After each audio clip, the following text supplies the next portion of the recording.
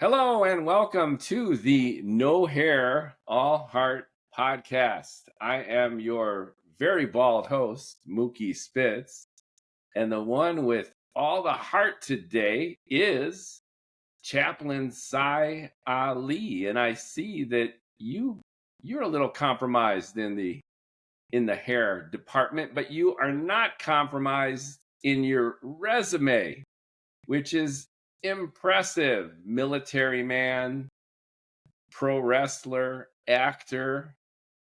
There's a lot of things that you have done and you could share in terms of some of your experience. And now you have a new book out, which I would love to talk to you about as well. Out of the Storm. Welcome, Chaplain Sy Alli. Thank you, Mookie. It's a pleasure to be with you. Open it up. Open your heart on the No Hair, All Heart podcast. What brings you here? And let me read your bald mind.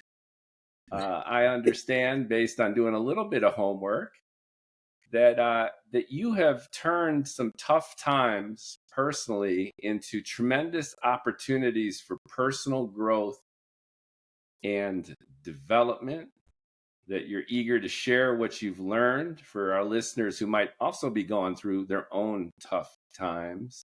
And you want to share some of that inspiration. And you found God along the way too, which Yes, I think is also an important component of this journey. It sure is. So let our listeners have it. What do we need to know about the chaplain that can maybe change some lives for those listening? A lot of people think that I've led several lives, and I think I have, Mookie. At the end of the day, I mean, I went to the Air Force pretty much right out of high school. As a matter of fact, I spoke for a Veterans Day event up in San Jose earlier today, and it just brought back memories of my military stint. I grew up in Western PA, just north of Pittsburgh, a little town called Farrell, PA, and Hickory, PA. And I was a dreamer, Mookie. I wanted to be a pilot. I wanted to be a superhero. I was a big fan of professional wrestling. And I went into the Air Force, but I kind of did it backwards. I should have gotten my college work in first and then gone in and possibly have taken the officer's route because I really wanted to fly, but I didn't. So I went in and then I didn't get my college courses in until later. But by then I was already a security police, which is called security forces now, which is the law enforcement and security arm of the Air Force. And then while I was in the Air Force, I was at the old Stapleton Airport in Denver, and I met these professional wrestlers. It was Ricky Steamboat, Tony Atlas, the Iron Sheik, and I was a power lifter at the time. So I was about 200. I was pretty strong. And it was a big snowstorm, and I went into this bar, and there these guys were. And I had saw them the night before. We got into this conversation, and Tony Atlas was like, man, you might be pretty, well suited for professional wrestling. And I didn't think about it at the time. But when I got back to Germany, it was like the bug hit. And I ended up getting out, and then I became a professional wrestler. I had so much fun, Mookie, in professional wrestling. There is nothing, and I mean, there is nothing that comes close to the good times and the fun that I had and the characters and, just being able to do multiple characters and do it to a point where, I was actually pretty good. I didn't make it to the WWE. Right. Yes, this was old school. This was still WWF then. But I stayed on the smaller circuit for about 15 years, and I had a lot of concussions because I was a high flyer. I took a lot of chances, man. I thought I was invincible. And after about 12 concussions in about 2001, I went back to my home in Alexandria, Virginia. My doctor gave me an ultimatum. He was like, if you come in my office one more time with a concussion, he was like, Sy, I treat football players. They have helmets. You don't have a helmet in that ring and you're bashing your head. He was like, you can die. And then unfortunately, I had to leave wrestling premature when I was just starting. There wasn't much social media back then. So there was fan clubs and wrestling magazines, which they featured me in a wrestling magazine, and it was really, I got a great response. But the concussions had cut it short. What was your ring name? Oh, I wrestled as Cy Youngblood. I wrestled as Jumpin' Jack Flash. I wrestled as the Chocolate Playboy. That was a lot of fun. I threw Hershey's Kisses out to the women. And Nice. then I finished my career as Sergeant Cy Youngblood, which was more in line with my military background. So I was able to just, That is fantastic. I So had what so much years are we fun, Mookie. talking about? I started in Germany. We did some shows over there, and then I came back to the US to Connecticut to actually be trained and actually really learn how to take falls, how to do moves, how to do ring psychology. So I started in 86 and went to about 2000, early 2002, I believe, is when the last concussion hit, and it was just time for me to put it away. I didn't want to, but it was time to put that away. But Sick run. In it was wrestling, a great run. 15. I still have friends that are still doing it. I have friends that are still doing it, but they don't, they don't go all out and take the bumps that they used to, but they still do it. You have to be smart, but I had a great run. And through wrestling, I got some, opportunities in Pittsburgh, because Pittsburgh was doing a lot of movies back in the 90s. And I met this casting director, and she was like, hey, you'd be great for, So all of a sudden, I was an extra in Silence of the Lambs. But I had long hair, Mookie. I had like gold braids. But there was a scene in the movie where these cops and SWAT teams go up through the elevator. They're trying to get to Hannibal Lecter. So it was a very visible part, and they wanted me to do it, but they wanted me to cut my ponytail. And I'm like, well, am I going to get a SAG card? Am I going to get a speaking line? And they said, no, but it's visible. And I told them no. So they got mad, and they put me in an obscure scene with Jodie Foster at the Pittsburgh airport. So I had to, I'm like, look, if you're not going to, give me a speaking line, I'm not going to cut my hair. This is for wrestling. So I stood my ground, and unfortunately I didn't get that visible role, but Lorenzo's Oil with Nick Nolte and Susan Sarandon and Sir Peter Ustinov, Dead and Alive, the story of Gus, it was a Tony Danza, Samuel Jackson movie, Criminal Justice with Rosie Perez. So I did a handful of movies in Pittsburgh. How fun is that? That So was, pro wrestler. yeah, it was under various monikers, and then some yes, movie extra roles. That's terrific. yeah. Never got my SAG card. Maybe one day I'll get it, but it was a great run. I had so much fun. I did a lot of travel, a lot of radio shows promoting, the promotions I was working with. So that's how I believe I got my speaking chops, and that's how I became a speaker. I think it was through wrestling, because I was pretty shy as a kid. But I kind of, got out of my shell when I got to the military, and then the wrestling just put me over the top, man. I had no fear of speaking to anybody at that point. Yeah, that'll do it. That'll do it to a shy kid. Put Cy Youngblood in the ring and let him loose. Yes. Yeah. Had really long Good. hair. I had a hairstylist who I had wild hair. It was, I'm bald now, but I really had long hair. It was bleach blonde. So it was a really unique look. And I had a ball at it, Mookie. I really did. That was the most fun I've had in my life, bar none. Terrific. So after this amazing pro wrestler career with some moonlighting in film, what was your next step? Where do you go from there? When I got out the service, I actually drove a cab in Pittsburgh for a few years. But when I was driving a cab, I was a witness to a car accident. And there was an insurance investigator who wanted to meet with me. And we met, and I gave him the description of what I witnessed in the car accident. And it was very descriptive. And he was like, man, let me ask, were you military? And I said, yeah. He said, I thought so. He was like, you ever consider being a private investigator? And I said, yeah, I thought about it, but I didn't know how to go about it.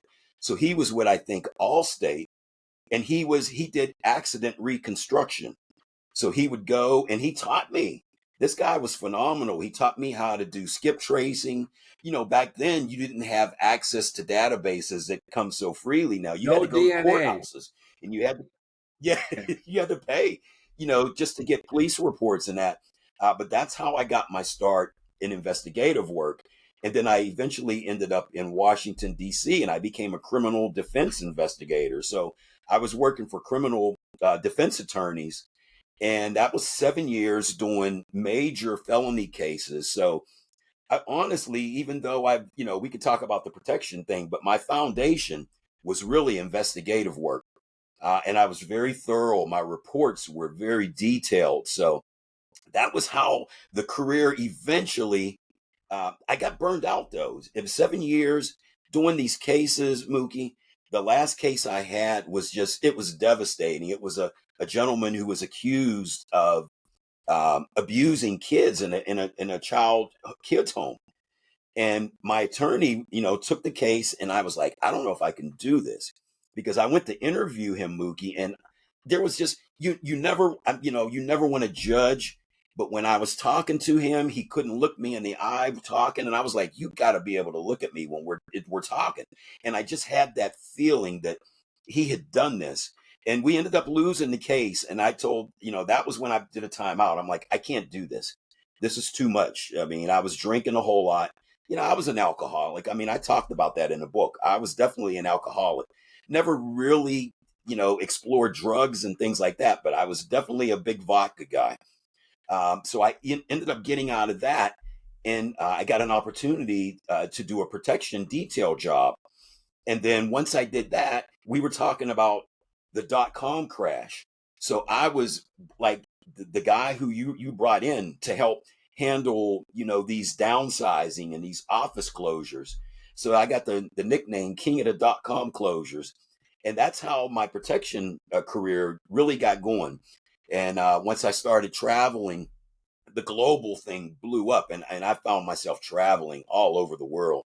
And then I became a university lecturer talking about, personal and dignitary protection, advanced planning, and hostile environments and that. So I lectured at quite a few universities in the Northeast. So, things really had developed, but I really wasn't, I don't think I was happy. I gotten married, I had kids. My dad passed away in 2005, and he was my best friend. And I lost him. I lost my father-in-law, who was a Presbyterian minister, like 4 years later.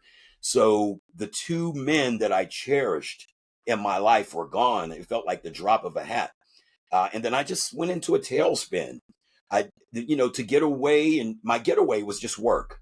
I would take long jobs, 2 or 3 month long, jobs overseas or anywhere in the US. And I just basically checked out of family life.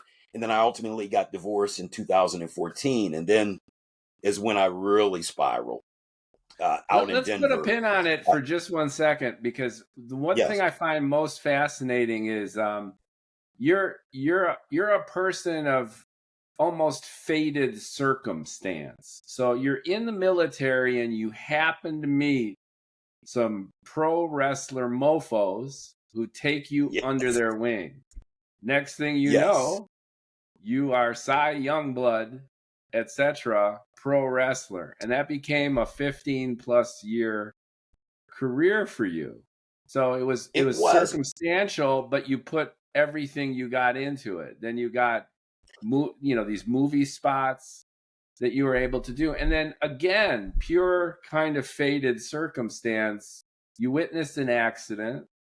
The person who's responsible for describing and writing it up recognizes your discipline and attention to detail. And then you find yourself doing private eye kind of stuff. And that in turn leads you to the next phase of your career. And you cycled up that way to giving talks and being engaged in all these different ways. So it's almost like life is a river. And It instead of is. swimming against the stream, you just got in the boat and you paddled your way forward, and the stream kind of took you almost where it wanted to take you. Do you get that kind of feeling when you look back? Yeah. Oh, I do. I do, Mookie, but I was very nomadic. I just couldn't sit still. Even, I was married twice, divorced twice. My first marriage, I met my wife. And then when I became a professional wrestler, she wanted me to stay in the military. She was like, "You're really moving up the chain here." She was like, "That's, but I wanted to wrestle. And that's how Yeah. we got divorced because I wanted to be a wrestler. And then I got married a second time. And then when you're doing protection work, and I was a contractor, it's feast or famine. Either sometimes your phone doesn't ring and it drives you insane, or your phone is ringing constantly and you're on the road. I'm waking up at night not knowing what city I'm at or what country I'm in. Um, but my grandmother, I ran away as a kid. I took a bus ride, and my grandmother said, because my grandfather was Arabic, he's from Yemen. And she said, he is going to be the Bedouin of the family. And she could not have been true. Because Mookie, I couldn't sit still. And at the expense of my marriages, when I got divorced, I took a job with Dixie Brands, which was a cannabis company in Colorado, in Denver. And I became the first corporate security director in the cannabis industry. And what should have been, Yeah. yes. I mean, I took that job. I left Ohio. I was in New Albany, Ohio. I got divorced, and I was really, really Mookie. But professionally, becoming the first security executive in that space and being responsible for everybody's lives in that facility, it was it was amazing. I mean, I've gotten interviewed by New York Times. They were filming Pot Barons of Colorado, and my CEO and COO were featured in that. So there's cameras, and I didn't want to be around cameras because all my colleagues from Washington, D.C. was like, "Man, you're making a huge mistake. This is going to just derail your career." And it ended up taking me up another level, but I was suffering. I was horribly depressed, but I didn't want to let the employees down. I wanted to be, at the top of my game, making sure my security policies and procedures were good and we didn't have any problems. But when I would go home at night, Mookie, I didn't even recognize who was looking back at me in the mirror. So it was a tale of two sides. One who stepped up professionally, but when he got home, I was just a mess, a horrible But mess. sounds And I like the didn't want river of anybody life to was know. was taking you. The river of life was taking you, and you were jumping on different boats as they kind of became available to you. You were restless, and you just kept going. But Yeah. And then, inside, you're suffering spiritually. It oh, seemed. Mookie, and I didn't want to tell anybody, and I was terrified that somebody would spot something. So I did.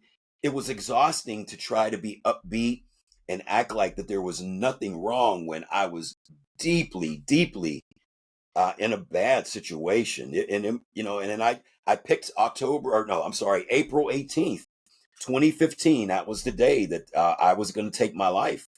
And we worked Saturdays, not the office staff, but the cooks, the chefs who made the chocolates and the edibles and all that work Saturday. So I would work Saturday too. And I waited that day and, saw everybody leave. I made sure this facility was secured. I was in my little office that had a whole bank of cameras, because that thing was protected like it was a pharmaceutical company. Everything had to be, on the up and up as far as security safeguards. And I took my Glock out, put a round in the chamber. I looked behind me and I saw my kids' pictures, and I wanted to move them because I was like thinking, I was analyzing blood splatter, how long it would take for somebody to come in here and find my body because it's a Saturday. So I figured my CEO was the only one that had a key, and he probably didn't know where it was. So it would be a few days before they found me. I was thinking about doing it in a hotel. I thought I was going to do it. I had a apartment share with my roommate, but my roommate had a prior roommate that committed suicide. So I didn't want to do that to him. So I ended up just was going to do it at the office, which would have been horrible, Mookie. It would have been horrible because cannabis was new. Colorado had just legalized it for recreational use. And then your head security guy you find dead in the office. It would have just been a horrible situation. But divinity stepped in and I was able to walk out of there. And I didn't know what had happened. Everything, I put the pistol in my mouth, Mookie. I had my finger on the trigger. I already had a round in the chamber. And then when I thought I put the last bit of pressure on, everything in the office went completely dark. So my first thought was, oh, okay, I did it. I didn't feel much pain. There's no air. There's no air. I can't hear anything. It's completely still. And then all of a sudden, I felt a presence in wherever space, wherever I was, Mookie. I didn't know I was in the office. I thought I was dead. Maybe this was part of the process of dying and going through this. But I felt two individuals in this space with me. One was like crouched down in a kneeling position on my left side, and there was somebody off my right shoulder with a hand. It felt like a hand on my shoulder. And the aroma immediately told me that that was my father and my father-in-law. And they were there. I think God really sent them there, Mookie, to try to pull me out of that. And my father-in-law, my dad, I can hear him just like it's a mumble, but it sounded like he was very upset and it's like, this is crazy. And my father-in-law asked me a question, which I'll never forget. He was like, son, do you realize what you're going to leave behind in your wake? And before I could even answer him, like an old time projector screen dropped down and I could hear the reel to reel. And I watched my life from being born all the way up through watching myself take my life. I'm looking at it, Mookie, on a screen. I'm sweating. I think I am. I mean, I'm like, where am I? What's going on? Is somebody playing a heck of a prank on me? And then I watched myself take my life. I saw my body slump over. A couple of days later, they found the key. They came in and it was just heart-wrenching. And then my family found out, and then I'm watching my kids go through counseling. And then at once, both of my dad and my father-in-law is like, is this what you really want? And I couldn't muster the strength to even answer, but I think I muttered no. And then at that point, all the lights came back on. I watched every camera bin light up one by one, one by one. I can hear the HVAC running again. And 5 hours had elapsed, Mookie, because I started this at 4. When those lights came back on, it was 9 p.m. I had a bottle of Grey Goose vodka. I never popped the cork. I didn't do any drugs, so there's no reason for me to believe that I was going through some bad trip. And I left. Well, I noticed that I had urinated on myself. So I'm looking. I didn't want to go out my office door. I'm like, okay, I'm afraid. I'm looking at my cameras to see if anybody's in that building. And fortunately, I had some workout clothes. So I wiped the seat down. I got redressed and I left. And fortunately for me, my roommate also had a place in Cheyenne. He was there that weekend. And I sat at the couch and I was like, what happened? What was this? And I didn't realize, I could not fathom that God would approach me in this way because I wasn't, even though I had a father-in-law who was a Presbyterian minister, I went to church. I never considered myself overly spiritual or a man of faith. I struggled with that. And then 5 years later, I end up in Seattle and I got a DUI on March 1st, 2020. I got locked up. I got arrested. And I told my friends when they came to get me, I said, I'm never drinking again. And they looked at me, Mookie. I know they wanted to just laugh in my face. And they would have been rightful to do that. But that day, I stopped drinking. I picked up my mom's Bible and everything changed. God had approached me and told me, hey, that was me. That was me. I've got plans for you. You're not smart enough to know. So yeah, that was me. I want you to start writing. And then that point, I started writing, which is now the book, Out of the Storm. That's an amazing story. Usually when people are in extreme conditions, they have their life flash before their eyes. Usually it's retroactive, right? For you, it was like the possible future had you gone through with that and the implications of it. Yes. Yeah, that's It fascinating. was. I mean, yeah. it was, Mookie. And again, I continued to drink, but after that day, I never, ever had any inclination to take my life ever. I was so scared.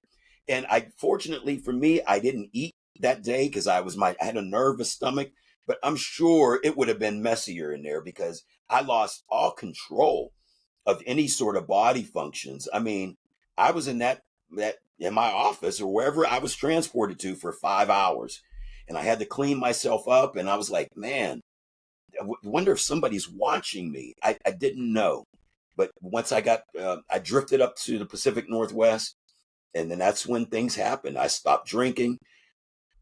For some reason, I wanted to go to a seminary school, but I didn't have the money, so I took online courses, and then I looked at chaplaincy, and I ended up getting, my degree in chaplaincy, and then I started working at a cancer treatment facility in Puyallup, Washington, just west or east of Tacoma and just south of Seattle, and I did that for 3 years. So that's how the Awesome. chaplaincy, that's how the ministry thing took off.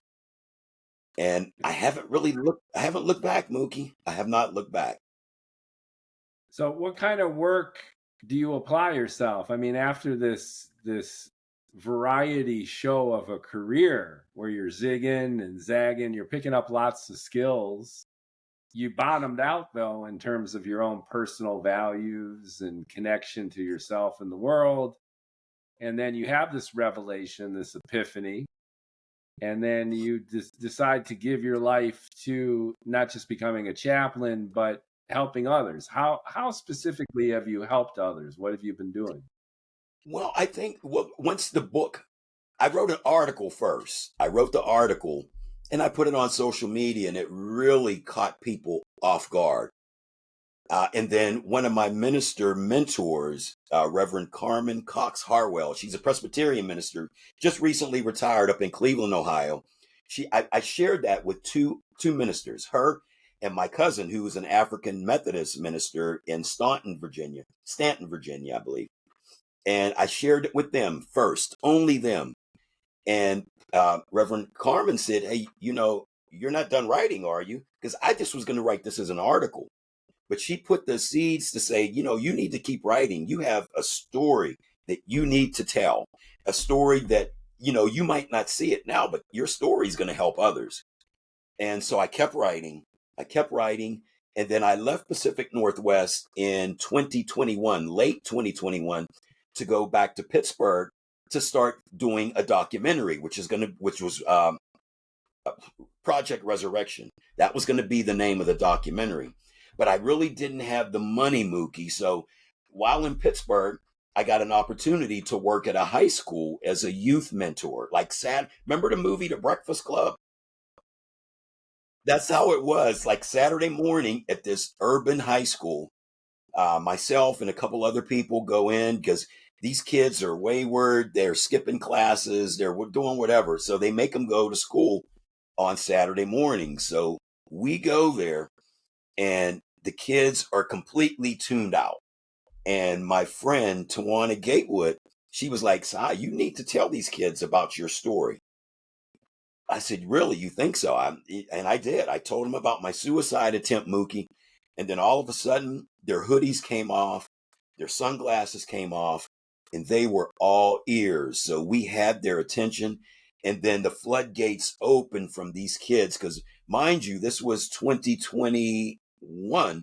We're just coming off of the pandemic, just coming off of the closures and that. So these kids hadn't been to school. This particular high school had lost 4 students to gunfire, to gun death. So these kids were reeling. They needed somebody to be able to understand. And unbeknownst to me, my story resonated with them, and that opened everything up.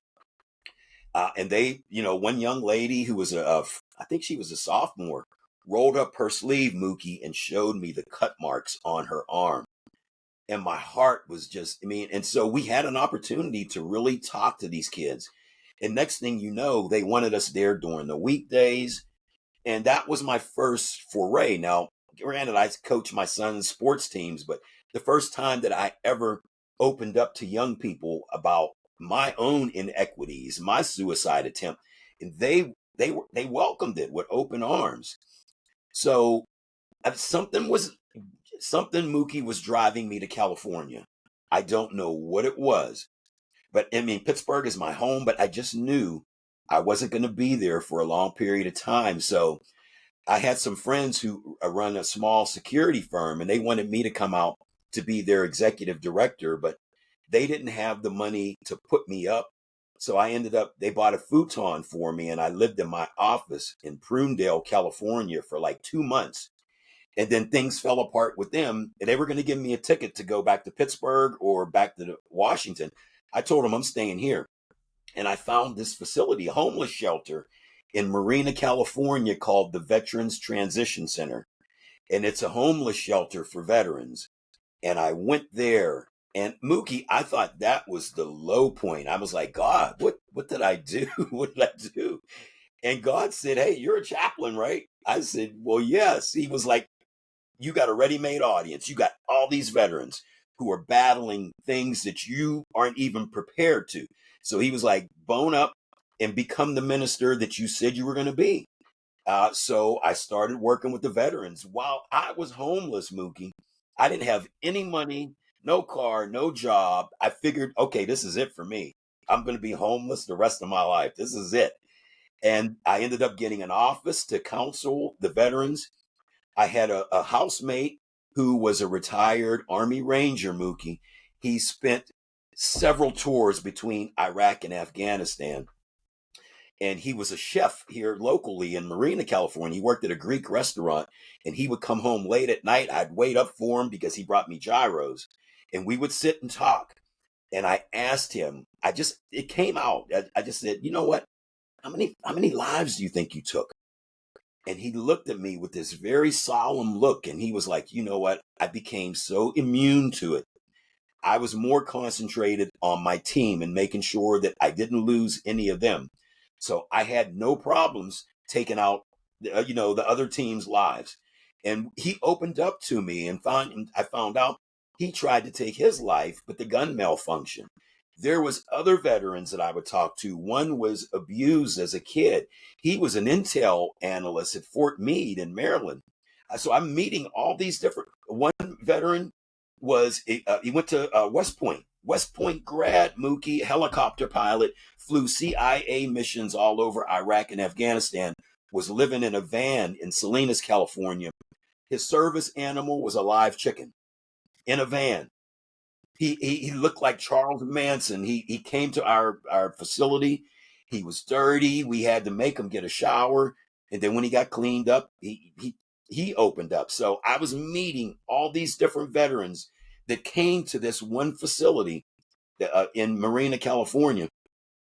And I had a roommate who was 80 years old. He had multiple DUIs. He had a car. He had a 2016 Nissan, and he couldn't drive it. So I was driving him to his appointments, and I answered an ad for a company called Alevo. They were looking for youth coaches. And I told Brad, my housemate, I'm like, I want to apply for it, but I don't know how I'm going to get back and forth. He was like, take my car. He was like, you've been taking me all around. You take it. So I took the car. I got interviewed with this company. And then the rest is history. I'm still with this company, Alevo. I'm in school districts all over Monterey County. I'm now a site success manager. So I deal with all the principals. Alevo offers curriculum for social emotional learning through sports. So we're there for the lunch recess. We're there for after school programs. And I got promoted pretty quickly. And I've got this expanded area. Brad, before he left to go back to Southern California, he was like, take me to the DMV. And I didn't know what he wanted to do. So we go to the DMV. He gifts me his car. He gives me the car. He was like, you have done so much for so many people. He was like, here. And he gave me the car. And it was fate. It was fate. I live now, I'm in Carmel. I rent a room in Carmel, which is much worse places to be, Mookie, than Carmel, California. And I have this large territory of schools that I cover. And I still minister. I minister to personal care homes. I still minister to veterans. And I'm a mentor to all these young coaches And all these kids who look at me, Mookie, as their superhero.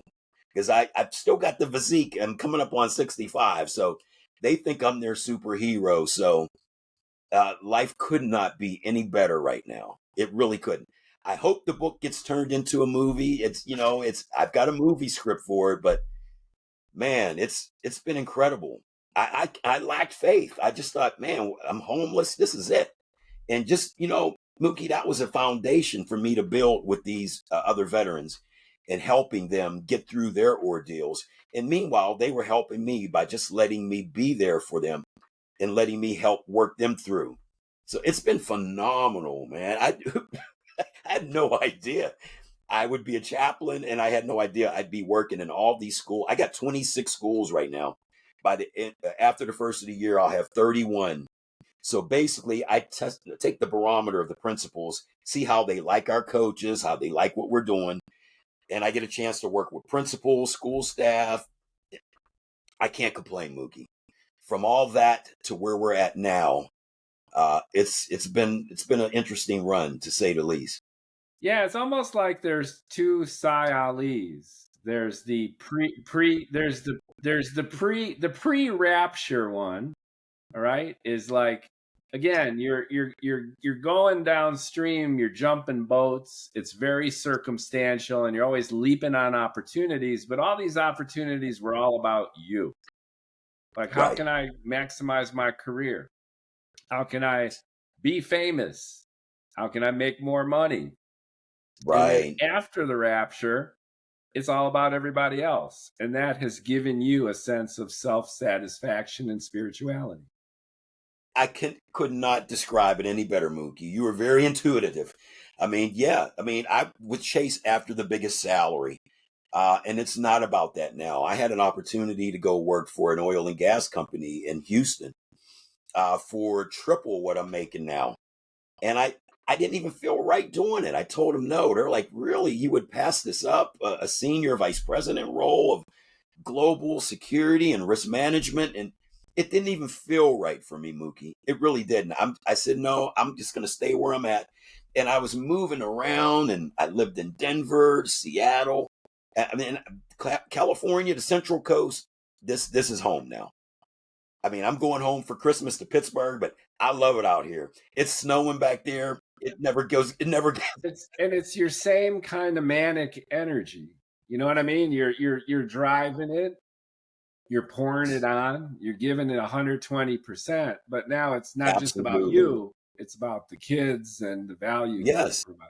And even my fellow employees. I mean, I'm there to lift them up, because one of my supervisors was like, well, Sy, you got a 5-year plan. I'm like, 5 years? I'm like, man, I just found out I have to apply for Medicare. I'm turning 65 on Christmas. I don't know what 5 years is going to look like, but I'm here at the behest of everybody else. I'm trying to help everybody else because I've seen pretty much everything there is to see. And I want to see these young kids, not just the kids in school, but our employees are, Mookie, they're really young. Our youth coaches are right out of high school. So they're younger than my youngest child, which is Sy the fourth, who's 25. My oldest is 41. So my fellow employees are like my own kids. So I love what I do. I love this area. The weather is pretty temperate. It doesn't get too cold. Carmel doesn't get too hot. I mean, most houses don't have air conditioner here. And I'm looking back on the news, seeing it's snowing and 26 degrees in Pittsburgh. I'm like, really? If I had it like that, my family would be coming out here to see me. It wouldn't be the other way around. Yeah, I'm from Chicago. I lived in New York. I got friends who are saying we got blasted, and I'm like 75 and sunny here in California. We got our wildfires and earthquakes and Where are riots. you at in California? Where are you at? Yeah, I'm in Orange County, right between LA and San Diego. Yeah, yeah. And I moved here last year from New York City, and I'm happy I did it. And it's awesome talking to you because again, it's like it's such a journey of going from the inside to the outside. It's all about Sy to now it's all about the kids and the value that you could bring folks. Can you tell us a little bit more about the model? So you say you got 25, 30 schools. You guys do coaching. How does this actually work for the kids? Well, after school programs are really big and they're very vital out here. Up here where I'm at in Monterey County, ag is huge business. Ag is really the number one, generator of financing out here. So a lot of these parents, Mookie, work really long hours in these ag fields. So these after school programs have become very important. So the monies, Alevo, there's other companies that do after school programs. We're in classrooms. Our coaches have to have, I think, 48 hours college credits to be in classrooms, or you have to take an IA exam, to make sure you're qualified to even be in a classroom. So we do lunch recess because, schools are finding out you got a couple of hours for lunch recess. There's nothing structured for these kids. So they're just out ripping and running on the blacktop or in the fields. There's behavioral referrals that come in. There's injury, incidents. So our coaches are there for lunch recess. We have a curriculum. We have games. They're sports games, but they're all based off of social emotional learning, sportsmanship, being able to work together as a team. And then we're also in classrooms. We have our enrichment studies, our homework studies. We're just an extension of the school day. So our coaches would get kids at 3 o'clock, and we'd have them till 5:30 or 6. For lunch hour, we're in there from like 10 o'clock to 1 o'clock. So we're in schools. So I started as a coach at Mission Park Elementary in Salinas. And then I got promoted. So they gave me, this program started really blossoming into other school districts. So I had other school districts as well. It's vital. And I believe it's really big, because kids, if you let your kids just go home, I mean, what are they doing? They're on their computer, they're watching But it TV. sounds like your organization provides supplemental service to the state schools at lunch, Yes, after school, and it's mostly agricultural communities. So it's the children of. Okay. we're all over the state. We're down in your area. We're down San Diego. We're in Imperial. We're in Palm Springs. We're in Okay. LA, San Diego, San Francisco, Sacramento. We're all over the state. We just recently expanded to Texas. So I do believe Alevo will be, I think it'll be a national company at some point, just because of the curriculum and the work that's put into this to get accreditation and, with the schools and that. So we're growing. But my region is predominantly Monterey and San Benito County, which is all ag. It's all ag, Mookie. So, Where does the funding come from to be able to sponsor the, the, the counselors, the organization, the whole infrastructure? the funding comes through the state. The state has allocated X amount of funds, say for after school, lunch recess, and the big sale on our lunch recess is to help eliminate behavioral referrals and injuries. And we have, because we track those. When we get these lunch recess programs, we actually track them, and we're able to show the school district, hey, our coaches are here now. Here's your numbers. Your disciplinary referrals are going down. Your injuries and visits to the nurse's office is going down. And that's how we're able to expand. So that's it. Really is. It is. It's It is. supplementing the usual public school system with lunch and maybe recess and after school, so the kids stay focused, they're under supervision with people who know what they're doing, and keeps kids off the streets. And people are working 2-3 jobs now just to make ends meet, if they can even do that. And the kids are Absolutely. on their own, right? And it's good to They give are, them Mookie. structure. Yeah, with no structure. So I think parents are now seeing the importance of programs like these and the value that these programs bring. Yet, we were concerned, maybe this administration was going to pull some of the funding for California, but it hasn't happened, knock on wood. So we still have the funding to be able to, put our coaches and pay our coaches what their wages and that. And so it's good. I never thought I would work with young kids. Now, in Pittsburgh, it was with high school. My first time in a classroom, it was with kindergarten, transitional kindergarten, and first grade. And I'm sitting there, I have short sleeves on, and it felt like a scene out of Kindergarten Cop with Arnold. I'm sitting in the classroom, and the kids are looking at me really wide-eyed. And one kid raises their hand. I was like, yeah. She said, Coach Sy, how old are you? Mookie, I made the cardinal sin of saying, take a guess. The first number that came at me was 100. The second was 86, you're and then looking one good. who You're like me. Like me. I'm I cracked 60. I yeah, still got some guns. absolutely. We got to keep it going on, I right? will never again ask the kids to take a guess at my age, but I fell in love with those kids. And being a chaplain, I've got to walk that fine line through school, church and state. But I was able to help a lot of kids who had mental things going on. And the principal looked at me. She was like, you got to be kidding. I got all these trained counselors here, and you're able to get the information out of these kids. Who are you? Then we sat down and talked. I'm like, look, I'm a chaplain. So I'm a counselor. I may not be a school counselor, but I'm a life counselor. So she was like, well, you do whatever you need to do. And I told the principal, I was like, look, I got to be careful. I'm not going to be, talking scriptures or praying with the kids because I don't want to get kicked out of here. But I think mentorship, Mookie, is a form of ministry. I mean, when you really look at it, you can say, right? Yeah. Absolutely. Yeah. You're Yoda. You're Yoda for these kids. I like that. I like it. So that's where I'm at right now. Yoda.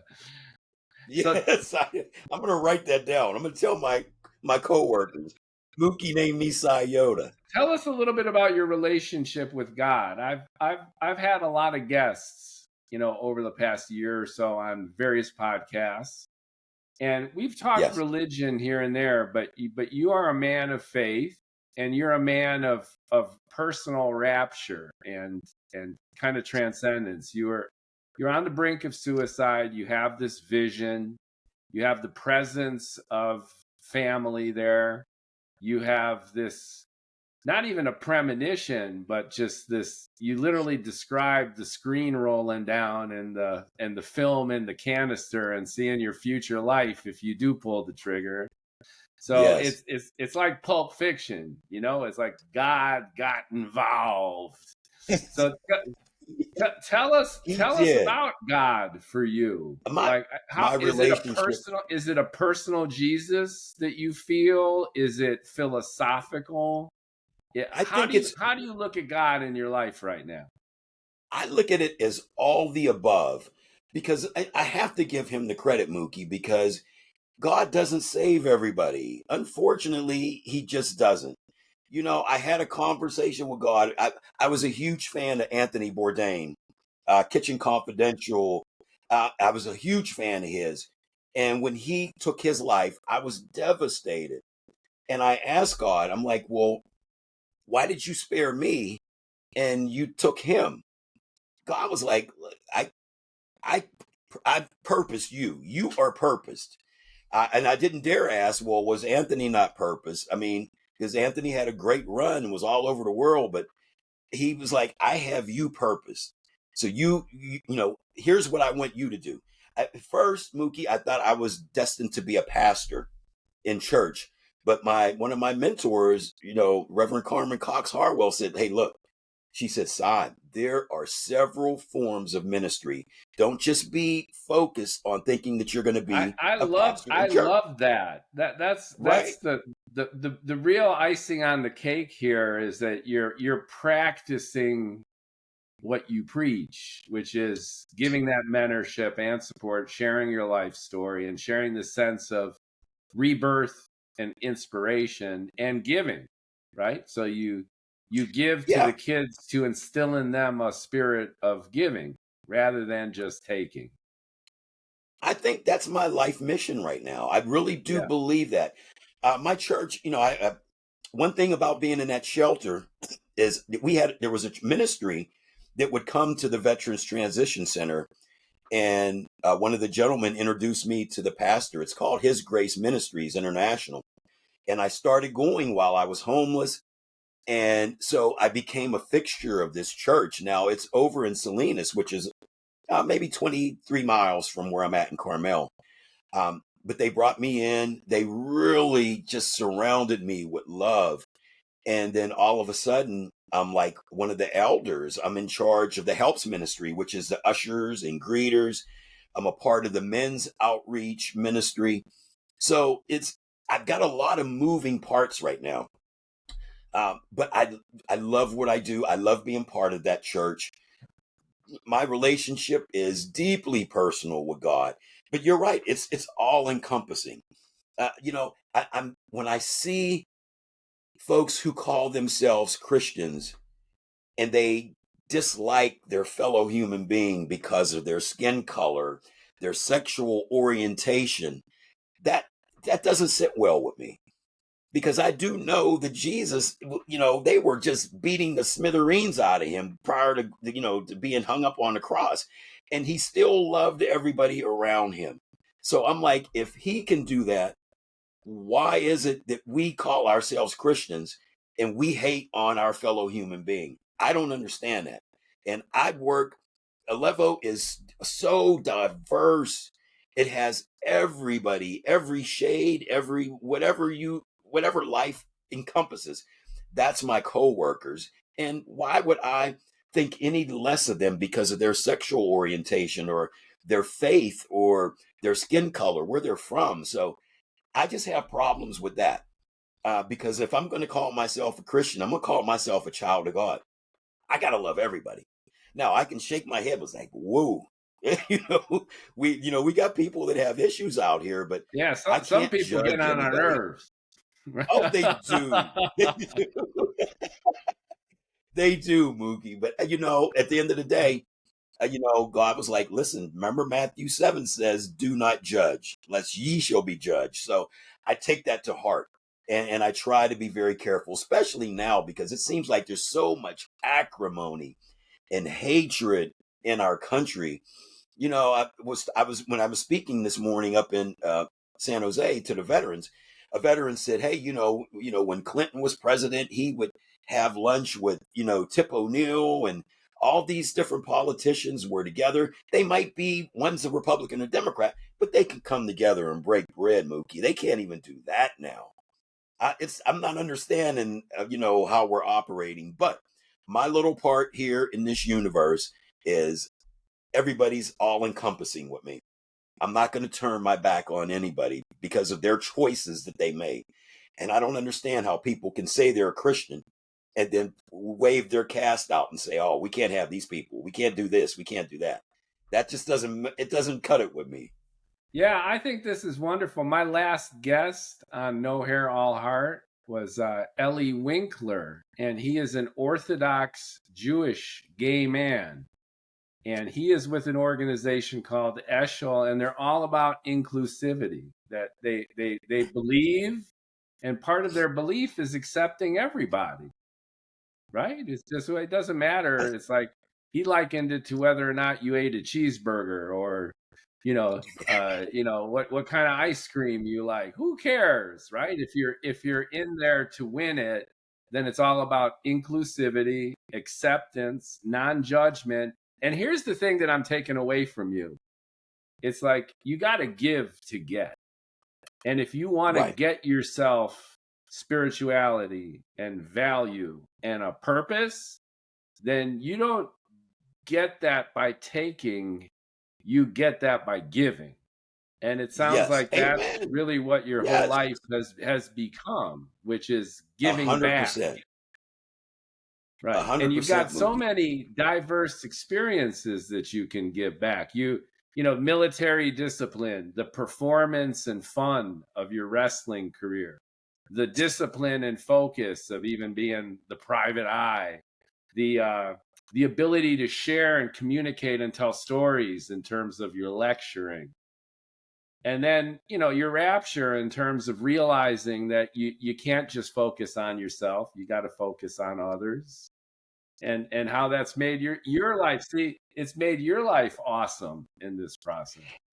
But I still get mocked for that. I mean, people still say, "Oh, you got to take care of yourself first." I get that part, Mookie. I mean, I know I got to keep track of my You're still health and pumping. everything, but You're buff. You're looking good.